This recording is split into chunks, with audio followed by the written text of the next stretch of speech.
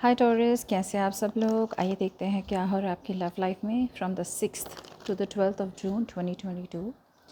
ये एक general reading है, सबके साथ रेजोनेट नहीं होने वाली। अगर रेजोनेट नहीं होती है नो प्रॉब्लम, इसे ज़बरदस्ती अपने सिचुएशन में ना फिट करें। अगर आप एक पर्सनल रीडिंग चाहते हैं तो आप मुझे ईमेल कर सकते हैं ontarowithnemo@gmail.com। ठीक है, चलिए देखते हैं आपकी एनर्जीज आपके पर्सन की तरफ। Taurus 6 to the 12th of June 2022।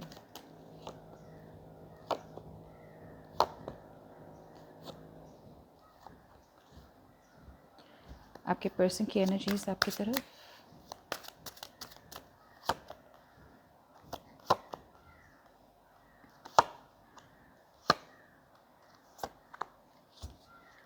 Beautiful.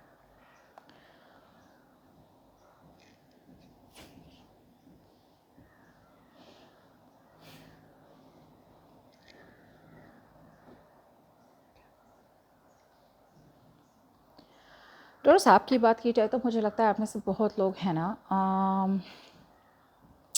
आप देख रहे हैं आपके पर्सन को। You are definitely watching your person. आप बोले ना बोले, मुझे लगता है आप लोग स्पाई तो कर रहे हैं। और कुछ लोग के लिए अगर स्पाई नहीं कर रहे हैं तो आप इस पर्सन के मैसेज का वेट कर रहे हैं। आपकी तरफ से कोई मैसेज नहीं जा रहा है, लेकिन आप उनका वेट कर रहे हैं, मैसेज का वेट कर रहे हैं। कुछ लोगों के लिए तो आपको पता है कि भाई यहाँ पे अनफिनिश्ड बिजनेस है, मतलब जो भी जैसे भी क्लोजर मिला नहीं, दोनों के बीच में बातें एकदम से ख़त्म हो गई, सही तरीके से बताया नहीं कि क्यों निकल रहे हैं रिलेशनशिप से, या फिर क्यों बातें बंद कर दी, या फिर क्यों ब्लॉक कर दिया। सो एक अटकी हुई एनर्जी है, स्टैग्नेंट एनर्जी है। मतलब या तो पूरा क्लोजर कर ले और आप दोनों अपनी अपनी तरीके से अपने लाइफ में आगे बढ़ जाए, या तो आपको कम्युनिकेशन कर दे ताकि आप दोनों एक दूसरे के साथ आगे बढ़ सकें। लेकिन यहाँ तो बातें ना आगे बढ़ रही हैं ना पीछे जा रही है। बट आप में से बहुत लोगों के लिए मुझे लग रहा है कि आप रिलीज़ कर रहे हैं इस पर्सन को। लेकिन एक चीज़ है कि आप में से बहुत लोगों के लिए ये तो आपको लग ही रहा है कि मतलब आपके पर्सन है ना, इन एंड आउट बहुत है आपकी लाइफ में। आपको ट्रस्ट इश्यूज़ हो सकते हैं, आप शायद इस पर्सन को ट्रस्ट नहीं कर रहे हो, इतना तो मुझे पता है। आप ट्रस्ट नहीं कर रहे हो इस पर्सन को। आपको लग रहा है कि आपके पर्सन बस आपकी तरफ आते हैं only when they are attracted to you, या फिर एकदम से पैशन हो तभी आते हैं, बाकी इन्हें कोई इंटरेस्ट है नहीं।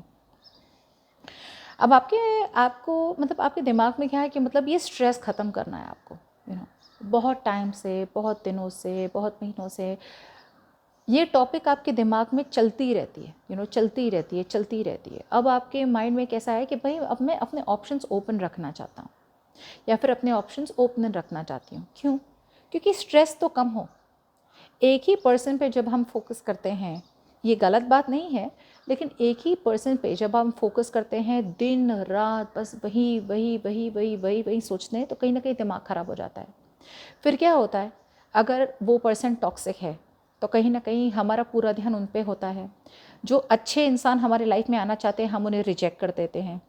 जो अच्छी एडवाइस देते हैं हम उनकी बात सुनते नहीं हैं, और एक ही चीज़ पे कॉन्स्टेंटली हमारा फोकस रहता है। सो अब आप चाहते हैं कि आप अपने ऑप्शंस, चॉइसेस ओपन रखें। अब अब कहीं ना कहीं अगर आप ऑप्शंस ओपन भी न करें, लेकिन आपको लग रहा है कि आपके लाइफ में बहुत ज़्यादा ऑप्शंस है, जैसे ही आप ये टेंशन वाली बात अपने दिमाग से निकालते हैं। कुछ लोगों के लिए आप कंफ्यूज भी हो सकते हैं, लेकिन आप जो भी डिसीजन बनाए, अगर आप कंफ्यूज भी है तो जो भी डिसीजन बनाए बहुत ज़्यादा क्रिटिकल थिंकिंग करें। मतलब बहुत ज़्यादा सोच समझ के, 10 बार सोच के, logical rational point of view से डिसीजन बनाएं।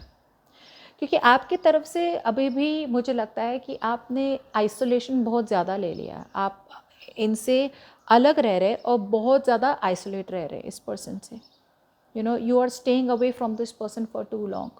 सो आइसोलेशन क्या हो रहा है कि मतलब ये एक नेगेटिव पैटर्न हो रही है। अगर आप डीप विद इन, अगर आप अपने अंदर को पर्सन को पूछे, गट फीलिंग को पूछे, लॉजिकल प्रैक्टिकल अप्रोच करें, तो आपको कहीं ना कहीं पता चल जाएगा कि आप जो कर रहे हैं ना, मतलब इट इज़ समथिंग दैट जहाँ पे आप अभी भी इमोशंस को फॉलो कर रहे हैं। एक सेकेंड, सी वही तो मैं बोल रही हूँ ना, आप अपने इंट्यूशन को ट्रस्ट ही नहीं कर रहे हो। आपको पता है that this person is not ready to commit to you.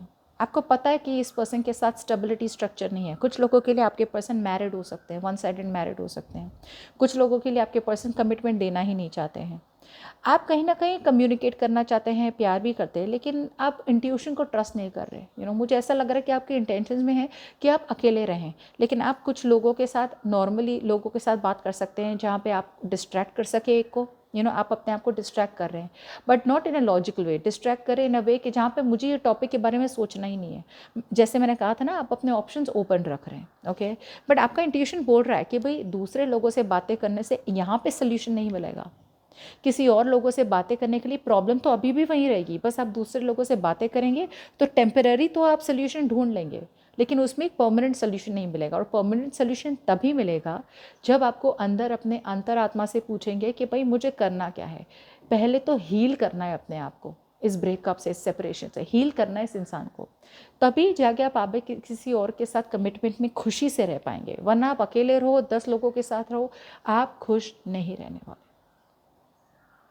अब आपकी तरफ से मैं एक्शन तो नहीं देख रही हूँ, लेकिन कहीं ना कहीं अभी भी आप बहुत हैविली को डिपेंडेंट है इस पर्सन पे।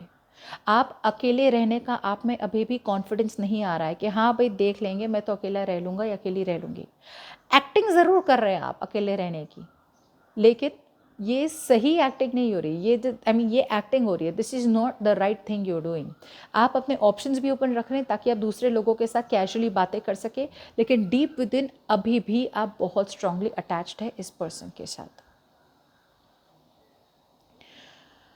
आपके पर्सन की बात की जाए तो आपके पर्सन को कहीं ना कहीं लग रहा है कि यहाँ पे कमिटमेंट, आप कहीं ना कहीं इस पर्सन को कमिटमेंट नहीं देना चाहते अब, या फिर अब आप इस पर्सन को वो सारा अटेंशन, प्यार, लव, अफेक्शन, जो भी आप प्यार करते थे, अभी फ़िलहाल तो आपकी तरफ से नहीं हो रहा है उनकी तरफ। आपने अपने आप को एकदम से बॉक्स की तरह शट डाउन कर दिया है। आपके पर्सन भी आपकी तरह बात करना चाहते हैं, आपकी तरफ अभी भी आपसे बात करना चाहते हैं। Emotionally they want to talk to you, but कहीं ना कहीं अपने आप को रोक रहे हैं, कॉन्फिडेंस नहीं आ रहा है, वल्नरेबल नहीं होना चाहते, ओके।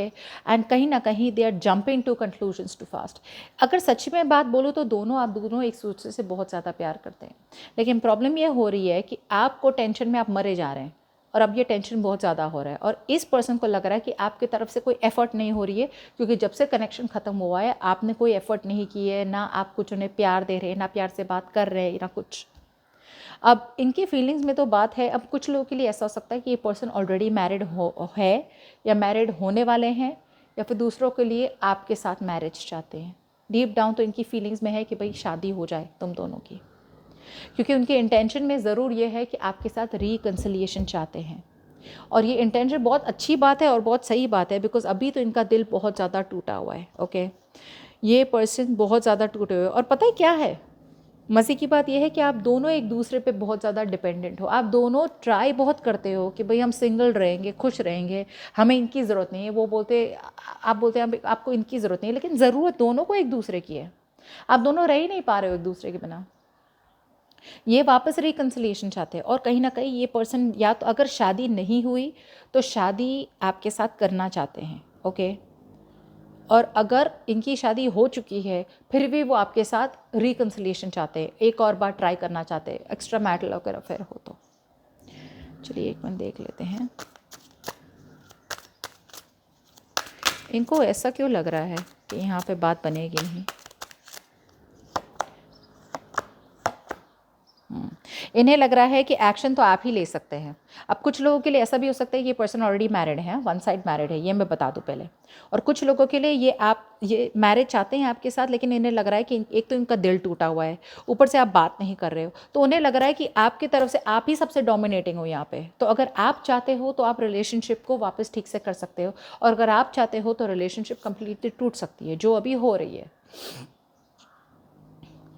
गुड न्यूज़ ये है, कॉन्ग्रेचुलेशंस, कि वो कम्युनिकेशन करने वाले हैं आपके साथ। कॉन्ग्रेचुलेशंस टॉरस, आपके पर्सन आपकी तरफ आने वाले हैं कम्युनिकेशन के साथ। अब ये कम्युनिकेशन प्यारी सी, स्वीट सी, मेरे ये, मेरे वो, मेरे प्यारे, I love you, miss you, बिल्कुल भी ऐसी वाली कम्युनिकेशन नहीं होने वाली। आपके पर्सन आने वाले हैं आपकी तरफ कम्युनिकेशन लेकर एकदम से, अचानक से। ये कम्युनिकेशन में ये नहीं बोलो कि ये कम्युनिकेशन आएगी और आप दोनों के बीच में सब कुछ ठीक होने वाला है, नहीं। ये कम्युनिकेशन इसलिए है इस पर्सन के साथ बिकॉज वो आपसे बात करना चाहते हैं, क्लैरिटी देना चाहते हैं या क्लैरिटी लेना चाहते हैं। कम्युनिकेशन आएगी, मुझे लगता है आप में से बहुत लोगों के लिए ये पर्सन रिकन्सिलिएशन चाहते हैं और कुछ ना कुछ कैसे भी करके एक लड़ाई झगड़ा इंस्टिगेट कर देंगे आप दोनों के बीच में, ताकि बातें तो शुरू हो जाए। अब आपकी तरफ से मुझे लग रहा है कि आप तो बैलेंस रहने वाले हैं, आपकी तरफ से मुझे नहीं लगता कोई कम्युनिकेशन होने वाला है या फिर कुछ। आपके पर्सन अभी भी बातें होंगी लेकिन ख़त्म फटक से एकदम से बंद हो जाएगी। जैसे मैंने कहा था, ये कम्युनिकेशन आएगी तो ऐसे नहीं ओ हो सोल्यूशन मिल गया हमें, सोल्यूशन वाला कम्युनिकेशन नहीं है ये कम्युनिकेशन है एकदम से गुस्से वाला, कि ऐसे कैसे मुझसे बात नहीं कर रहे हो, या ऐसे कैसे कितना टाइम हो गया है क्यों नहीं बात करो, या फिर ऐसा कुछ तो आगे पीछे। फ्रेंडली मैसेज भी नहीं है, बहुत ज़्यादा लड़ाई आर्ग्यूमेंट वाला कुछ उन्होंने सुन लिया, कुछ किसी ने कुछ बोल दिया, या फिर कहीं कहीं ड्रामे कर करके वापस आना चाहता है आपके साथ बात करने के लिए, लेकिन अभी भी पूरी साइकिल ख़त्म नहीं हुई। ओके, सो कम्युनिकेशन करेंगे ये वीक, लेकिन कम्युनिकेशन थोड़ी बहुत आगे पीछे हो जाएगी, दैट्स इट।